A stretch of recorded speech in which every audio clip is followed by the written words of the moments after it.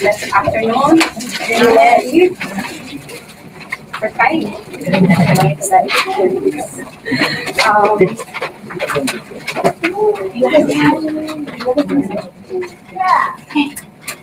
Praise God, ako po ngayon ay narito para sa ating tithes and offerings.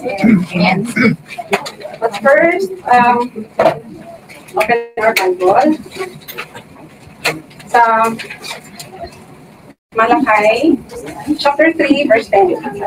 Sabi po dito, bring all the tithes into the storehouse, that there may be food in my house, and try me now in this, says the Lord of hosts, if I will not open for you the windows of heaven, and pour out for you such blessing, that there will not be room enough to receive it. Amen. So, actually po, ito yung unang-unang verse na ipinabasa po sa akin ni Pastor nung time na bago-bago pa ako. Hindi ko po siya naiintindihan talaga kung ano yung tithes and offerings. So, eventually, nai-explain ko siya sa akin. And then, based on sa mga testimonies ng ating mga patid sa pananampalataya. So, sabi ko, ano ba itong tithes and offerings? Ito pala yung 10% mo sa ating income. And so, nung time na yon, sinubukan kong magbigay. Okay po. Nakita ko kaagad yung ano ng Panginoon, yung blessings niya. Nung time na yon, nakabakasyon din ako. So, nakapag-iwan ako that time. Hindi yung late na, yun yung mga nakaraan pa. Tapos, alam niyo po, napakabuti ng Panginoon kasi naibalik niya more than that sa naibigay ko. Praise God. But then, nakakalungkot man kong sabihin, hindi ako nakapagpatuloy. Kumbaga, nagigay po siya. Parang hindi ko na-manage actually yung financial ko. Kasi parang, sabi ko parang ang bigat naman kasi. Alam mo yun, yung ikaw lang yung source ng family. Lahat, ikaw ang nagpo-provide. So, wala, hindi ako nakapagpatuloy. Tapos, may mga pagsubok na dumating. Sinubukan talaga yung pananampalataya ko that time. Actually, yung ano kasi, hindi lang sa atin, no? Extended yan sa family kasi natin. So, nung time na yon, yung pagsubok talaga as in, mabigat siya. Ang tinamaan doon kasi, yung sa, hindi naman ligit sa inyong kalaman, ano, about sa aking asawa. Sorry, hindi niya alam na nandito ako kayo na sinashare ko siya. Okay? So, kasi masyado siyang private. Sa totoo lang, ayaw niyang pinag-uusapan. But then, kailangan ko mag-testimony sa inyo. Amen. Okay? Okay po. So, nagkaroon ng problem about the health. To make it short na lang po, kasi baka magtagal tayo. Nakatatlong surgery siya. The surgery na yun, nag-umpisa sa maliit. Hindi naging successful yon. Nagpangalawa siya. Hindi rin naging successful. Kumbaga, inunti-unti. Hanggang sa dumating yung pangatlo. So, akala namin okay na. Hindi pa pala. Meron pang susunod na pang-apat na surgery. So, sabi ko, Lord, nangusap ako ngayon sa Panginoon, ano? Sabi ko, Lord, magbibigay naman po ako. Sabi ko, kasi nandun na sa puso ko yun eh. Nandun na sa puso ko, nakakapag-pag-iman ako, pero hindi talaga yung full na 10%. So, nung time na nangusap ako talaga, kinausap ko siya, sabi ko, Lord, magbibigay na po ako. Kung baka word pa lang yun word pa lang. Hindi ko pa siya nung time na yun na ibigay. Salita pa lang, nag-usap kami. Tapos, alam mo, dun sa work ko, doon pa lang, nagbigay na siya ng yung blessing sa akin. Kasi yung isa sa doktor ko, alam mo, binigyan niya ako ng, sabi niya, pala paikot-ikot siya. Nagbigay siya ng gift sa anak ko. Sabi niya gano'n, regalo sa anak mo. Thank you po. Nagbigay siya ng gift, gold bracelet sa anak ko. Sabi ko lang, napakabuti mo, salita pa lang yun kumbaga. And then nung time na, ito na yung time na last Friday, ano ko dito sa worship service natin kasi papakasyon na ako. So, naibigay ko na siya ngayon, Tapos, hindi pa ako nakakalabas sa house church natin. May binigay na ang Panginoon. sa akin, nakasobre. Kumbaga, pinakita niya talaga yung kabutihan niya. So, hindi lang yun, ano po. Sa work ko, sa workplace ko, yung isa kong doktor naman, 11 years kami nagkatrabaho, never na nagbigay siya sa mga nagbabakasyon. Nung last day ko, actually, bumaba na siya, no? Tapos tinawag niya ako, sabi niya gano'n, hindi niya ako tinatawag sa pangalan ko, tawag niya sa akin, Melanie. Sabi niya, Melanie, andyan ka ba ba? Sabi ko, nasa store. Buti di pa ako nakakababa, palis na ako eh. Sabi niya, bumaba ka dito, sabi niya gano'n sa akin.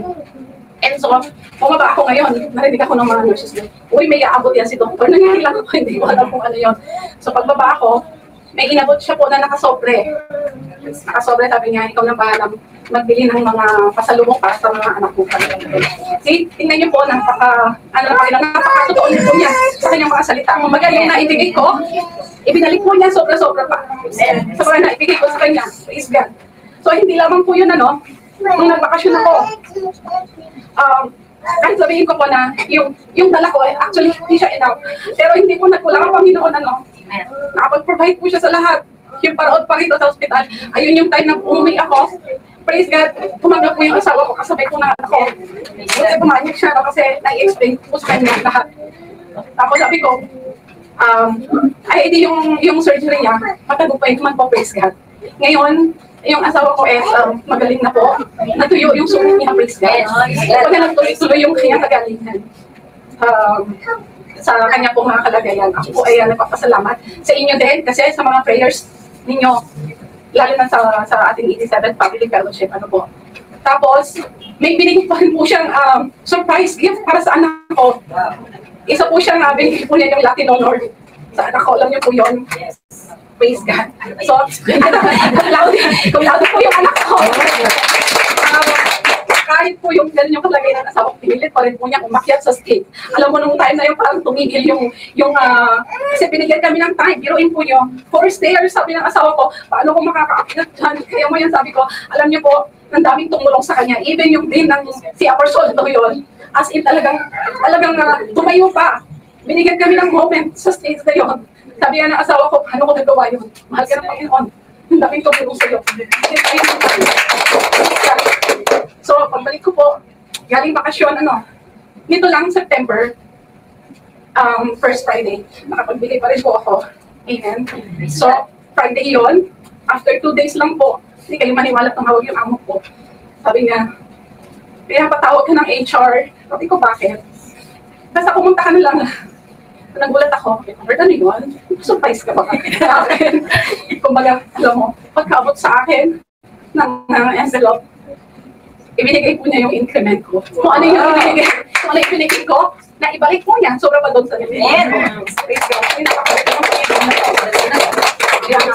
Kaya, mga kapatid, doon sa salita ng Panginoon, yung sabi niya, try me in this, meron po challenge doon para sa atin. So, paano natin po ma-access yung blessing na yun, by faith, by believing in His Word. Di ba po? Kaya, ini-encourage ko po kayo ngayon, subukan po ninyo, mga kapatid. Yung pagpapala ng Panginoon, hindi lang po sa atin. Extended po siya sa lahat ng mga natin sa buhay.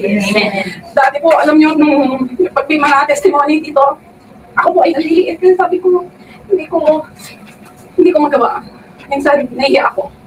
Kasi nasa yun sa puso ko. Pero ngayon, praise God, sabi ko, Lord, magbibigay ko. Nakita niyo naman po yung pagpapala niya sa akin, sa mga kapatid. Subukan po niyo. I-try po ninyo makita po niyo yung pagpapala niyo sa akin. Tayo po ay nag-pray para sa akin pong mga offerings, tithes and offerings.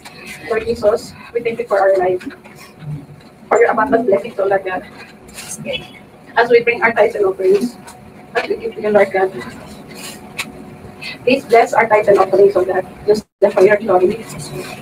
May bring further your kingdom, and bring hope to those in need.